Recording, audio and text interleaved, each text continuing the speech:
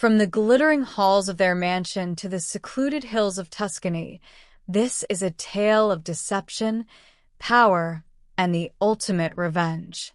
A story where nothing is as it seems, and every reflection tells the truth. When Evelyn discovers her husband's infidelity, she doesn't break. She doesn't cry. Instead, she plans a daring heist, a cunning frame, and a disappearance that leaves everyone questioning, who is the real victim? The grand mansion stood atop the hills of Montecito, its sprawling estate a testament to the wealth and power of its owners, Victor and Evelyn Blackwood. The couple had been the talk of high society for years. Victor, a shrewd businessman with a penchant for collecting rare artifacts, and Evelyn, a former art curator whose elegance and intellect were unmatched. Their marriage, though seemingly perfect, was a carefully constructed facade, a masterpiece of appearances. But beneath the gilded surface, cracks were beginning to show. It all began on a crisp autumn evening. Evelyn had just returned from a charity gala, her emerald green gown shimmering under the chandelier light. Victor was late, as usual, but Evelyn had grown accustomed to his excuses. She poured herself a glass of red wine and wandered into the study, where Victor's latest acquisition, a 17th-century Venetian mirror, hung on the wall. The mirror was exquisite, its ornate frame encrusted with gold and precious stones. But as Evelyn gazed into its reflective surface, she saw more than her own reflection. She saw the truth. A notification on Victor's laptop, left open on his desk, caught her eye. It was an email from someone named Isabella. The subject line read, "Tonight was unforgettable." Evelyn's heart sank as she clicked on the message. The contents were damning.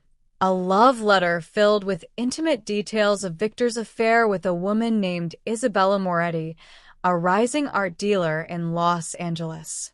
The betrayal cut deep, but Evelyn's pain quickly turned to rage. She had given Victor everything, her love, her loyalty, her life, and this was how he repaid her? Evelyn's mind raced as she plotted her next move. She would not be the victim in this story. No, she would be the architect of Victor's downfall. And she knew just how to do it. The next few weeks were a blur of meticulous planning. Evelyn began by discreetly hiring a private investigator to dig into Isabella's life. What she discovered was both shocking and fortuitous. Isabella had a history of art fraud, having been implicated in a scandal involving stolen artifacts in Europe. Though she had never been convicted, the allegations had tarnished her reputation. Evelyn saw an opportunity. She also began cataloging the artifacts in Victor's collection, many of which were stored in a secure vault beneath the mansion. The collection was worth millions, but Evelyn wasn't interested in the money. She wanted to destroy Victor's legacy, to strip him of the things he valued most. And she wanted to frame Isabella for the crime. Evelyn enlisted the help of an old friend, a former art thief named Julian, who had retired to a quiet life in Mexico. Julian owed her a favor. Years ago, she had helped him evade the authorities after a botched heist. When Evelyn called, he didn't hesitate to return the favor. The plan was simple but daring. Julian would break into the mansion, disable the security system, and steal the most valuable artifacts from the vault. Evelyn would ensure that Victor was away for the night, attending a business conference in New York. And she would plant evidence implicating Isabella, a hairpin, a glove, and a forged invoice linking her to the stolen goods. The night of the heist arrived. Victor had left for the airport earlier that evening, oblivious to the storm brewing at home. Evelyn waited until the staff had retired for the night before signaling Julian to begin. He moved like a shadow through the estate, disabling the security cameras and bypassing the alarm system with ease. The vault, though state-of-the-art, was no match for Julian's expertise. Within hours, he had emptied it of its treasures, loading them into a van parked discreetly behind the mansion. As Julian worked, Evelyn planted the evidence in the study. She left Isabella's hairpin on the desk, her glove on the floor, and the forged invoice in the trash. She also left a cryptic note, written in elegant script, on Victor's desk. Every reflection tells a story. Look closely, and you'll see the truth. By dawn, Julian was gone, and Evelyn was alone in the mansion. She stood in the study, gazing at the empty space where the Venetian mirror had once hung. The mirror was gone, along with everything else. But Evelyn felt no remorse. She had taken back her power, and she was ready to disappear. Victor returned home the next day to chaos. The police were already there, alerted by the mansion's silent alarm. The vault had been breached, and the artifacts were gone. Victor was frantic, but his panic turned to shock when the police presented him with the evidence they had found: Isabella's hairpin, her glove, and the forged invoice. Isabella Moretti? Victor stammered, his face pale. This has to be a mistake. But the evidence was damning.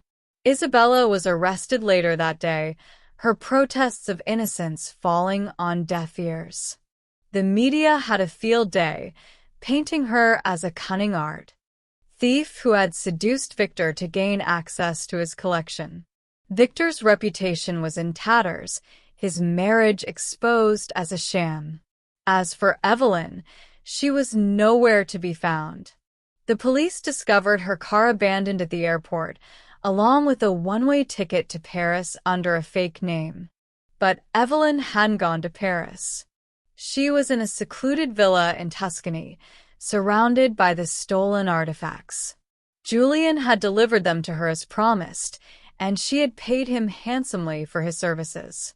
Months passed, and the case grew cold. Isabella was released due to lack of evidence, but her career was ruined. Victor, desperate to salvage what was left of his life, offered a reward for information leading to the recovery of the artifacts. But no one came forward. Then, one day, Victor received a package in the mail. Inside was a photograph of the Venetian mirror, now hanging in a lavish room he didn't recognize. On the back of the photo was a note: Every reflection tells a story.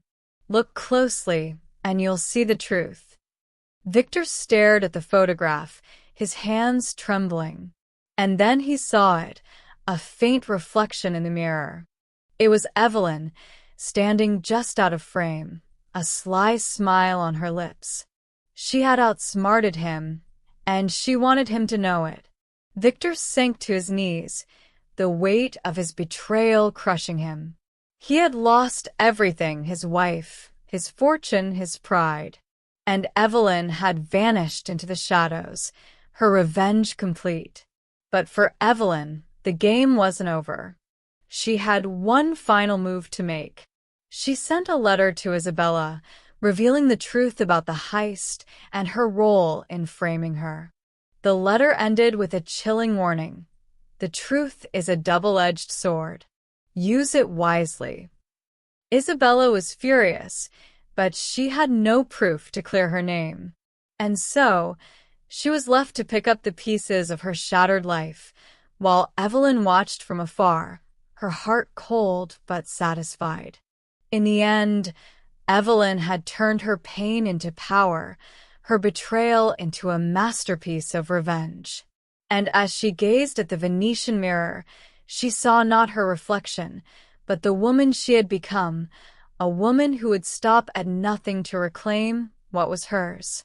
The art of deception was complete, and Evelyn was its creator. In the end, Evelyn Blackwood didn't just disappear. She rewrote her story. From betrayal to triumph, she turned her pain into power, her heartbreak into a masterpiece of revenge. And as she stands surrounded by the spoils of her victory, one thing is clear: she is no longer the victim. She is the architect of her own destiny.